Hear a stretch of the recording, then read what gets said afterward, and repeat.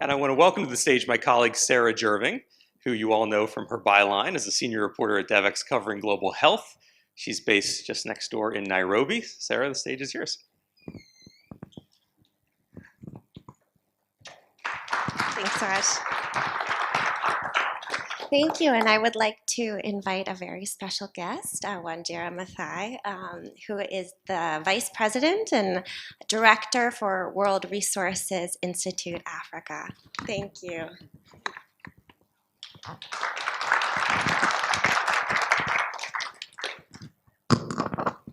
So I'm very honored to share the stage with you because you represent this really long legacy of environmental justice. I'm based in Kenya.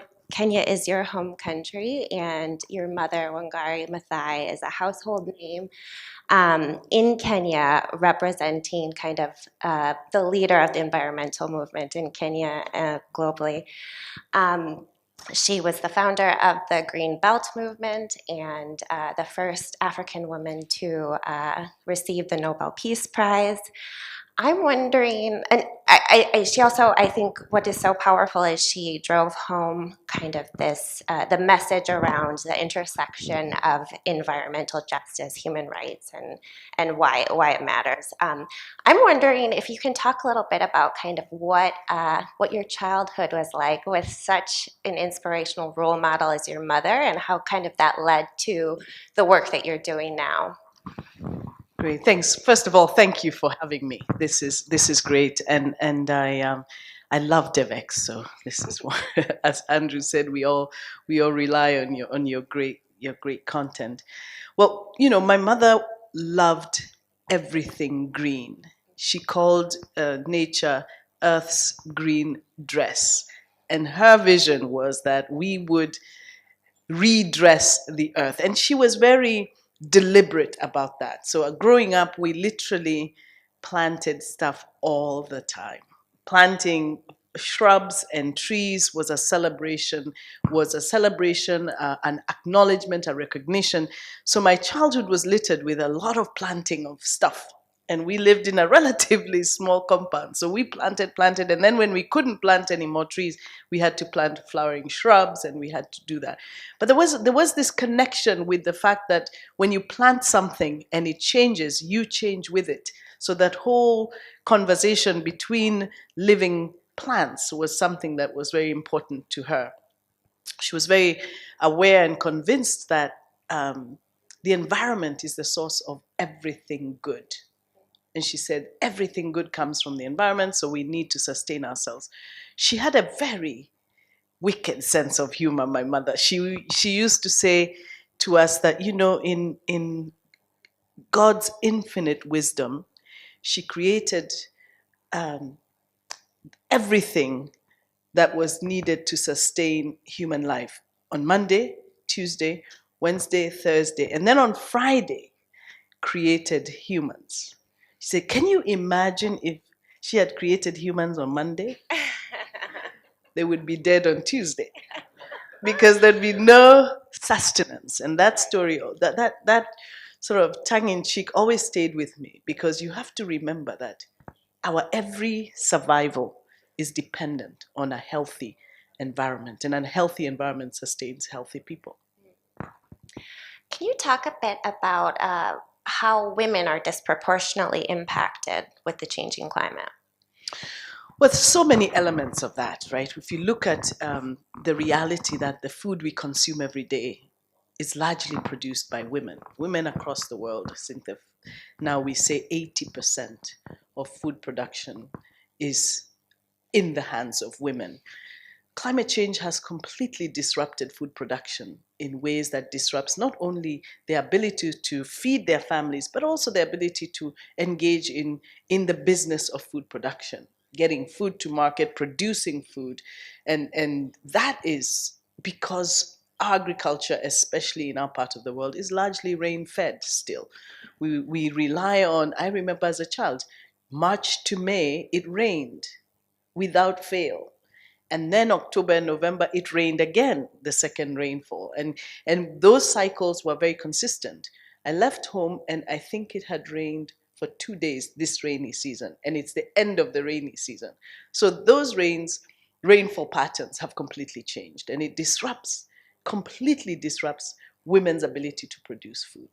The other piece of this is obviously the women are also the custodians of processing food. So the clean cooking agenda for me is still always extremely shocking, that we lose 4.3 million people a year, largely women and children, because of kitchens that are really killing chambers is unacceptable. And so the discussion around energy and the custodianship of energy is really important. The justice around energy access is something we really have to push. It's politicized today, but to be in a kitchen or to be around women who are affected by this is to appreciate just how urgent it is.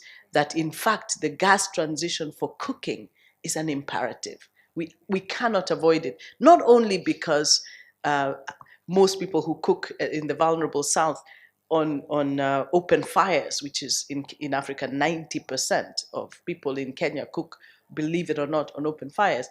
Also because the emissions, but the burden of reducing emissions is not on these communities at all.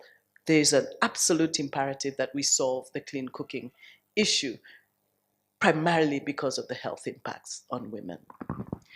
Can you talk a bit more about how we elevate the voices of the women on the front line of the climate crisis, whether it be a smallholder farmer, pastoralist? How do we elevate those voices to these international forums and conversations? I think one of the most important ones that we're working on is access to markets. So a lot of food production, women produce food religiously, all the time. They do their part. But that food does not make it up the value chain. They get exploited at the market, at the very front line by market systems. And then, of course, at the farther and farther away you go, there's a lot of disorganization, a lack of transparency. It's very difficult to sell my delicious bananas that I grow in Muranga, in one part of the country, and get them to the city where they can actually earn a living. So that's one. Market transparency is a problem, and we need to work on that at a national level.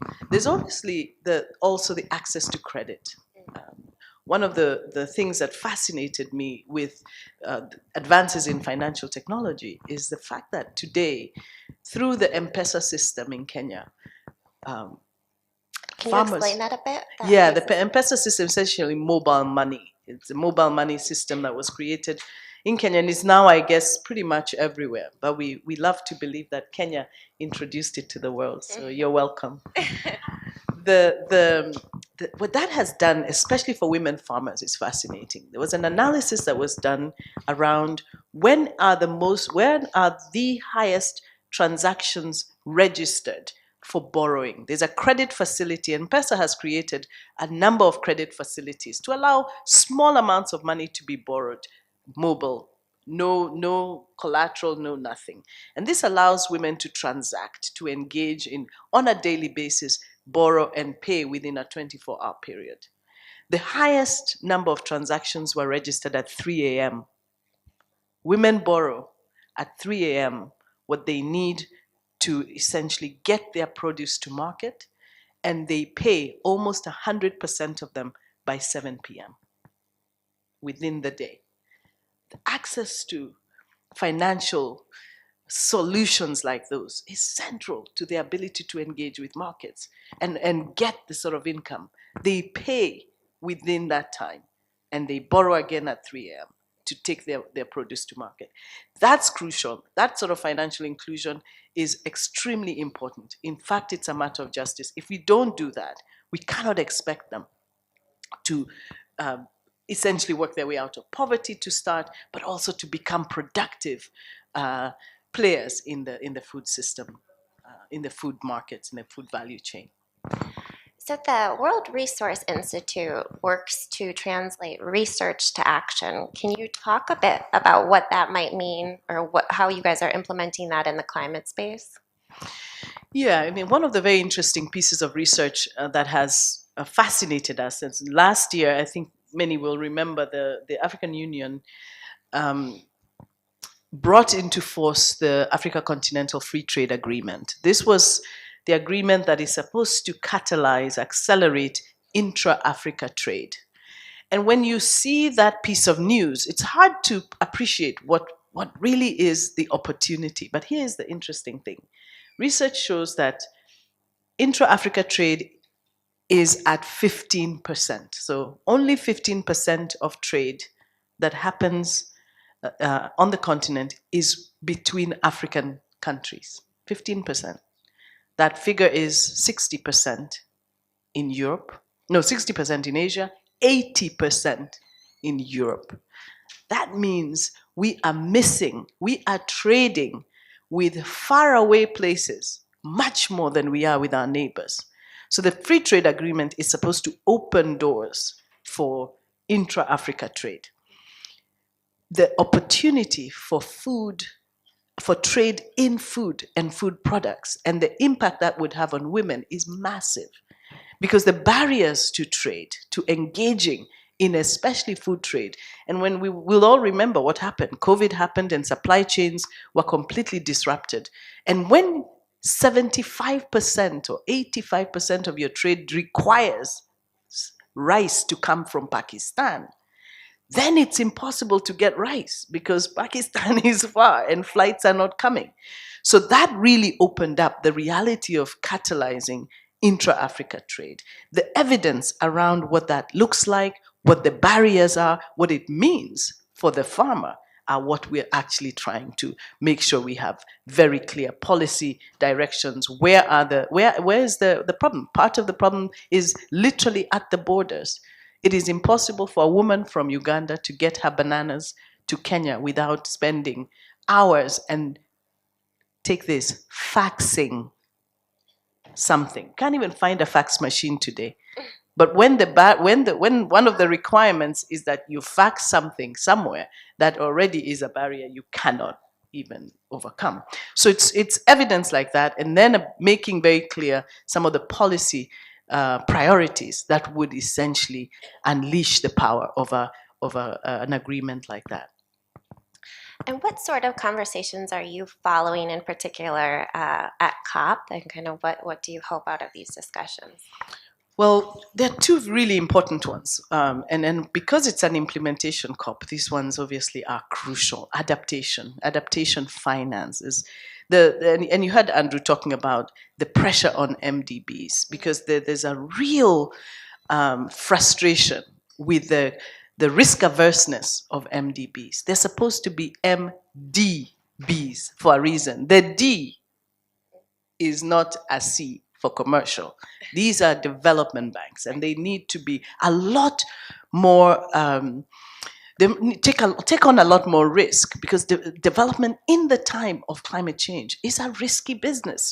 So there needs to be absolutely no question that MDBs can do better. There's a lot of capital locked there that is not unleashed, and part of the reason we cannot meet a lot of these commitments is because the capital is completely locked up, and others, and private sector is looking for finance to de-risk, and development banks ought to be in the front line. So I'm really glad to see that is happening. So we're watching that, and I think the spring meetings this time will be completely different because of that pressure.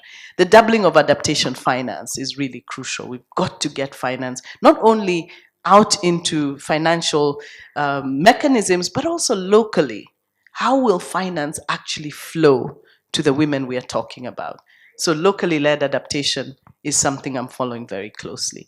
Creating mechanisms to make sure that finance actually flows to the women who need it. Can you expand on that a little further? How do you make sure that it's not only that we're not just getting finance, but it's quality finance and it's reaching the people that actually need it? Well, there are extremely exciting pilots, I would say, that are happening. One in my own country, Kenya, the finance for locally led adaptation, and making sure that the local systems. Kenya has a decentralized government, so we have counties, and that those counties have actually put in place the policies that are required. They have established systems and structures to receive the resources that have come. So the funding comes to the central treasury, and from treasury, it's supposed to flow to each of these counties. The challenge is often that there is no mechanism that allows those resources to be earmarked for a particular county, and for that county to then disperse it to, it's supposed to be women and youth for locally led adaptation. So tracking as an organization, essentially tracking to make sure that we're seeing flows. Where is it flowing? Who is prepared? So the trackers and the evidence to show the flows are one of what essentially catalyzing action by demonstrating, hey, here are the front runners. These are the counties that have actually prepared. These are the counties that have the policy in place that will allow the funding to flow. And of course, it puts pressure on those who have not. So it's really beginning to track at a much lower level. There's a lot of tracking happening at a global scale, but this tracking at a local level is catalyzing a lot more movement. Well, thank you so much for joining us. It was a pleasure to speak to you. Thank you. Thank you.